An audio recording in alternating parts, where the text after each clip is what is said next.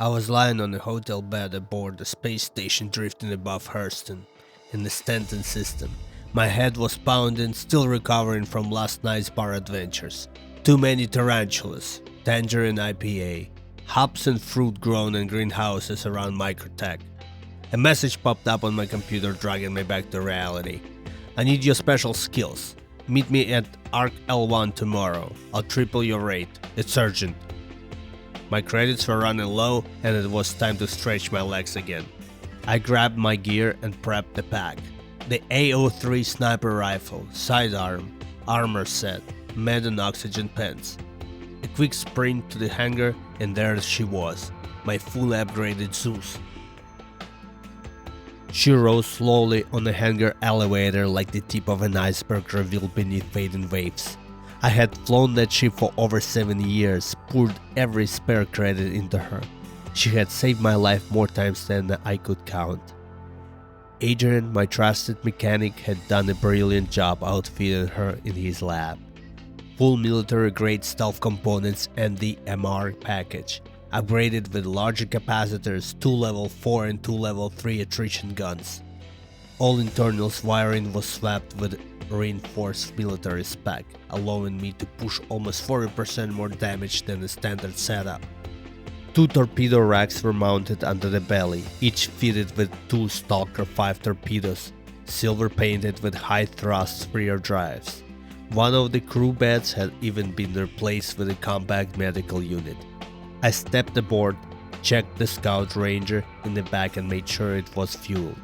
Then I strapped into the pilot's seat and ran diagnostic.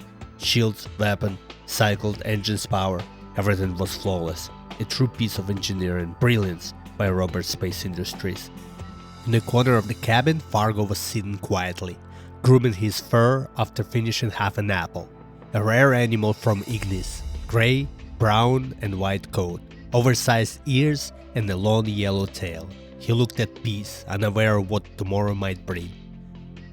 I contacted landed services and the hangar door let out a loud mechanical groan as they slowly pulled open, revealing the darkness and beauty of space beyond.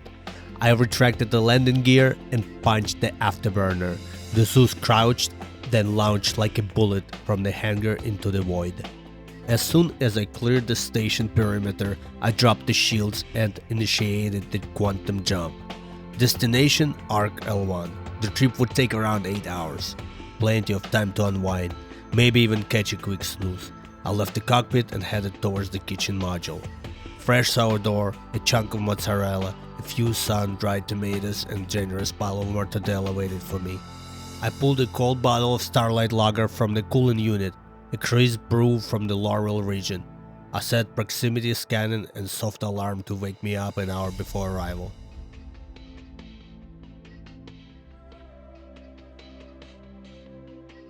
Nothing compares to the kind of sleep you get while traveling in Quantum. Complete silence, only broken by soft buzz of jump drive. I dropped out of Quantum 50 kilometers from Arc L1, a sleek and modern station by spacefaring standards, parked gracefully in the Lagrange point of ArcCorp's orbit. Its hull glowed under the steady burn of Stanton's star. I brought the stealth systems online and drifted at a safe distance, observing the station from the shadows. With the reverse scanner, tech originally designed for Crusader security special divisions, I ran a quiet scan of the ships approaching the station. Cost me a fortune, that thing, but it let me sleep under most detection grids, unless the target was running military-grade shielding, which I was, of course. Old habits die hard. I liked knowing what kind of company I was flying into. Pirates, smugglers, mercs with dirty records. I was always on the lookout for high-value targets. I had my own rules. I didn't go after civilians, no matter the payout. Not my style. I believed in karma. You kinda had to after what happened on Ignis a few years ago. After watching a few moles and the cargo-laden freelancers drop out of Quantum and glide towards the station, hauling ore and trade goods, I was about to pull the trigger on the docking request. That's when my scanner lit up. Another ship exiting Quantum. Close. A Cutlass Black. streaked with two sharp red stripes, tore through the silence. Its thruster flared wide with long tons of fire. The burner screaming as it accelerated hard towards the station. Quick scan bounced back immediately. One soul on board, no cargo, no identification tag. Whoever it was knew they had been scanned. They punched the throttle even harder and disappeared inside of the hangar. That was curious, I muttered, finally sending in my own docking request. Solo pilot, covered ID, could be another bounty hunter. The bar was loud, filled with a thick scent of fryer grease, bar food, and the yeast of spilled beer soaking into the floor. Year was 2957. Somewhere in the background, a song from 1,000 years ago played through the crackling speaker. "You're my best friend." Brian's guitar solo followed right after. Funny how legends make it through time. A tall skinny man walked in. Curly hair, old leather jacket over a flight suit. A scar cutting down the right side of his face. He looked anxious, edgy. He sat at my table without asking.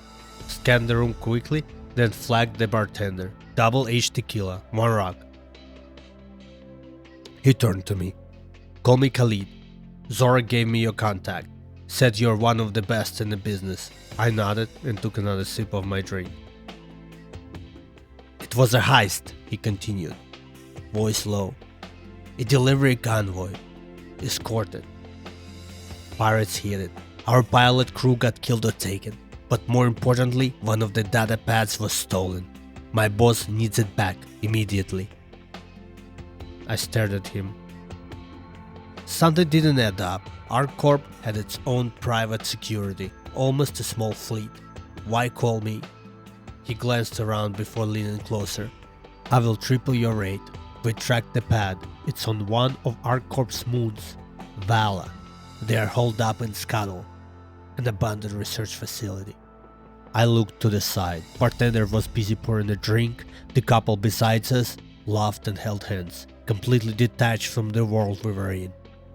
"What do you want done about the pirates and your crew?" I asked. He didn't flinch. "The data pad is the priority," he said. "Crew failed. Let themselves get captured. I want them gone." That pause in his voice said everything. Cold, calculated. "The pad is what matters." Then came the number.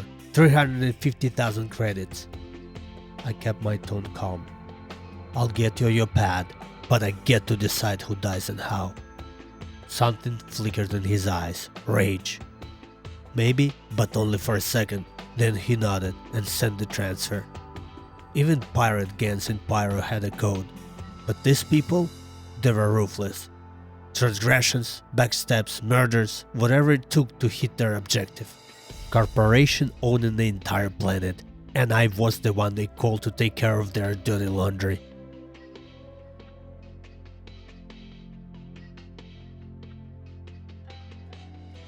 Vala was as gorgeous as ever. A snow-covered moon with spiky mountains, and a barren, wind-swept surface. It held around 25 active sites, radar stations, mining outposts, and refining facilities. Our corp's moons were known for their rich quantanium deposits, the result of constant asteroid bombardments. I shut down weapons and shields, dropped my signature to a minimum. 100 kilometers of low flight lay ahead, skimming through mountain valleys and narrow canyons. The Zeus glided effortlessly, guided by minimal input from its upgraded RSI engines. Then a pin.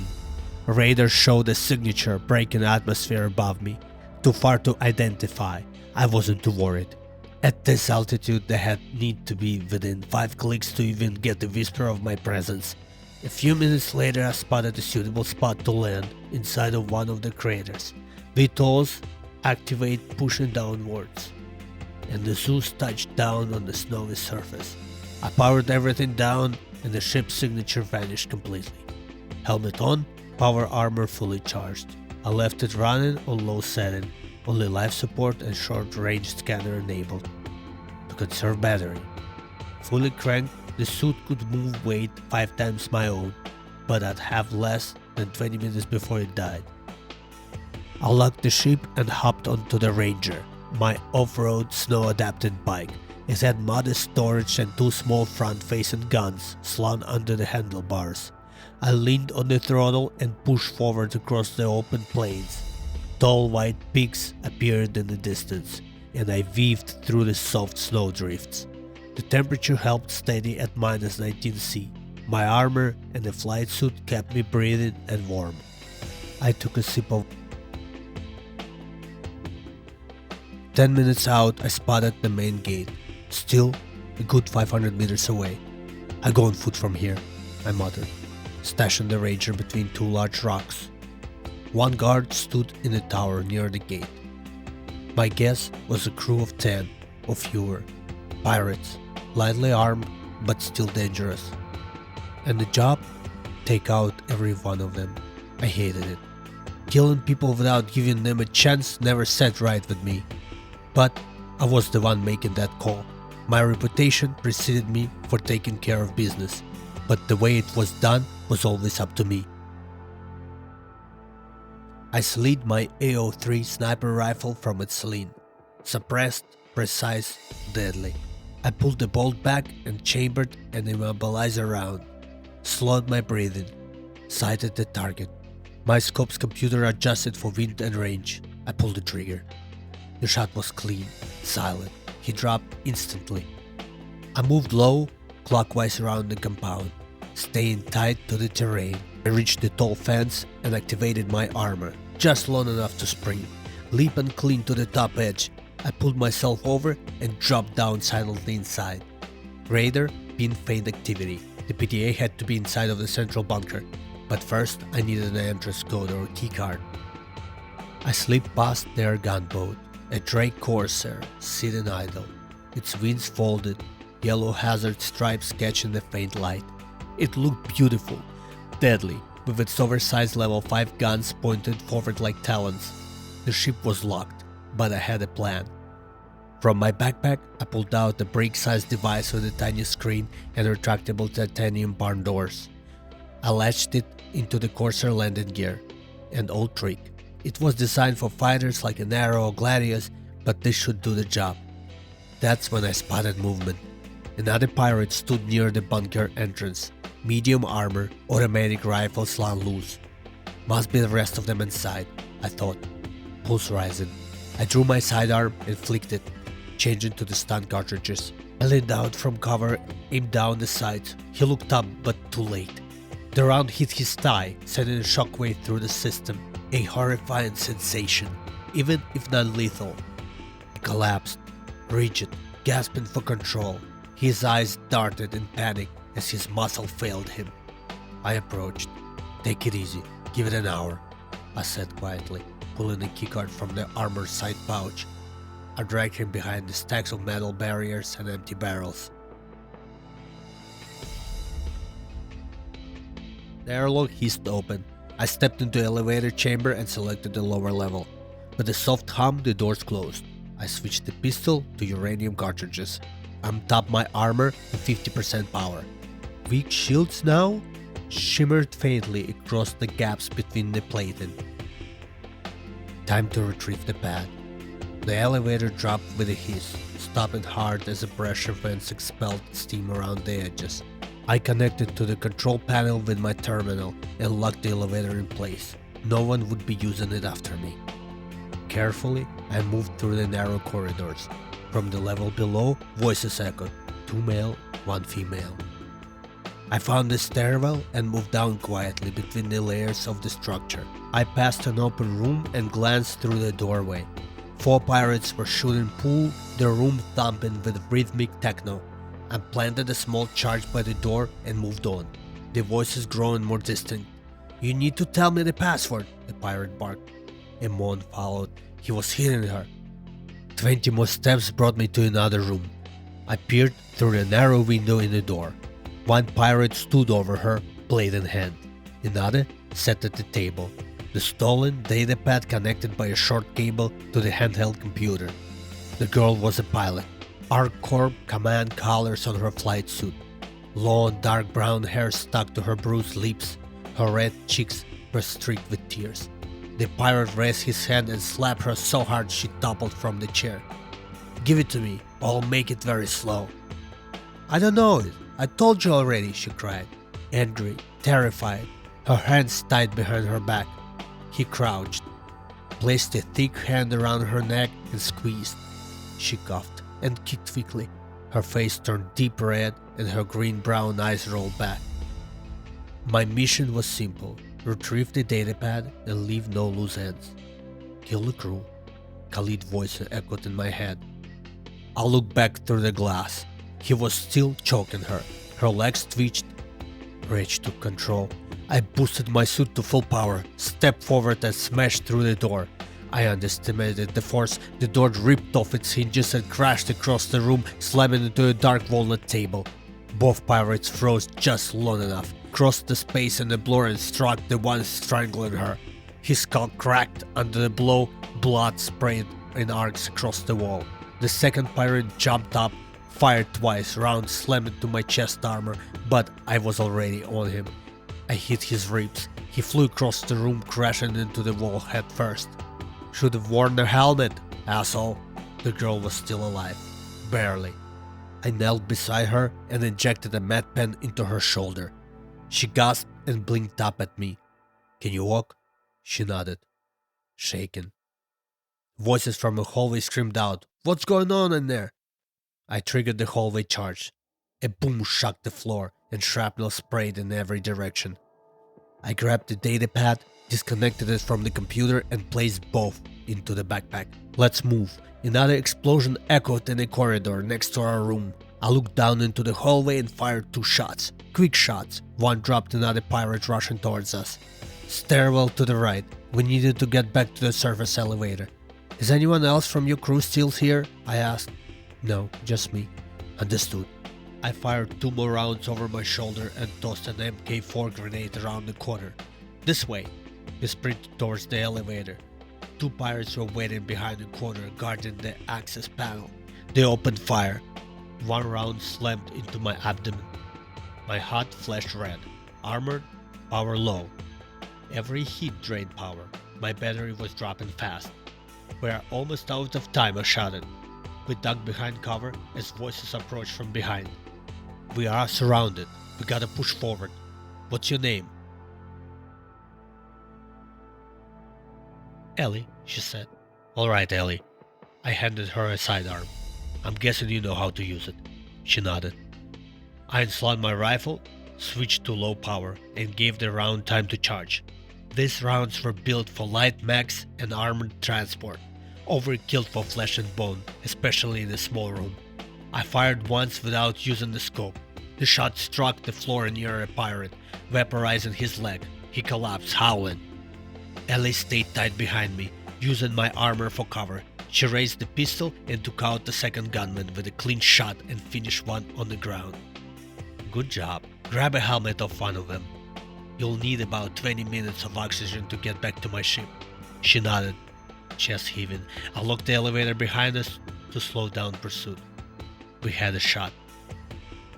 We ran through the snow, leaving deep tracks behind. Ellie was bleeding, but not too badly, just enough to leave a trail of red droplets on the pristine surface. "You gonna be okay?" I asked, glancing at her. "I'm freezing," she muttered through clenched teeth. She had no armor, and her flight suit offered little protection from the cold. The sun was beginning its slow descent, casting long amber streaks across the frozen peaks of Vala. Gentle wind howled, lifting fine snow from the hillside to our left. It drifted down into the valley like powdered starlight, settling softly at our feet. For a moment, everything felt still, quiet. The chaos behind us was a distant echo, muffled by snow and sky. We had a little time, just enough, before the rest of the pirates figured out how to override the elevator's lock. "This way, behind the rock." We reached the Ranger and climbed on. "Hold on tight," I shouted, firing up the engine. The hydrogen-powered beast roared to life, kicking up a flurry of snow. I couldn't resist a quick power slide before locking into the steady pace. Always puts a smile on my face, I thought. plugging my armor into the Ranger's charging port. The power draw from engine gave me just enough for a quick power boost. But the smile faded fast. As we crested the hill, I saw it, a ship sitting next to the Zeus, cannons pointed directly at her hull. A Cutlass black with the red stripes, the same one I spotted at the station. I looked over at Ellie, her face drained of color. "It's Khalid," she whispered. "I'm dead." Her grip tightened on my shoulder, fingers trembled. She wasn't just scared, she was drowning in fear. "I see you found our pilot," Khalid said, standing with the Ark Corps' best armor, an automatic blaster aimed directly at the Ranger. "Chill out, I've got your back. But if you point that gun at me again, I'll blow your brains out," I snapped, glancing at him while quietly powering my suit to maximum output. 4 minutes remaining, notification blinked. "You don't understand the gravity of this situation," Khalid replied coldly. "I'll blow your ship to pieces. It's sitting there, shields down, defenseless." He walked over to the Zeus and pulled out a nano tracker from its wing.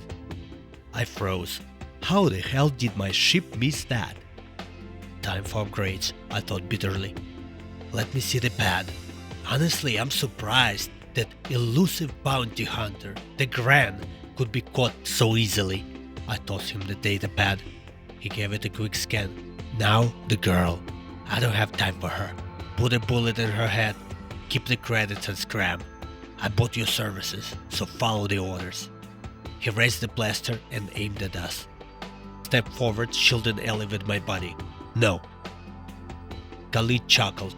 You are really going to lose your famous Zeus over some girl you just met? Khalid raised the controller. Cutlass cannons charged with a sudden whine. Then a loud blast tore through the distant sky. We turned. Corsair, fins unfolded, full burn, barreling in. It wasn't in gun range yet, but it launched 2 rockets. You incompetent idiot, Khalid shouted, running for his cutlass, forgetting all about the Zeus and us. Perfect distraction. I tapped my wrist computer. Zeus roared to life. Shields raised, engines ignited, ramp lowered. Corsair's missiles locked into the Khalid's cutlass, but they were close enough to take us with it. Zeus's APS system reacted. 3 flares shot into the sky. The rocket veered off at the last moment, detonating in the sky above us. The blast wave rocked the valley, snow and dust rippling beneath our boots. As always, humans were offering another performance for some lonely moon, disturbing its peaceful silence with fire, fuel, debris and ego. We were inside. Cockpit, straight ahead, I yelled, pointing. Zeus's ramp sealed behind us. The Corsair's guns opened up, hammering the hull with heavy blasts. Neither my ship nor Khalid's was built to withstand fire from a damn gunboat.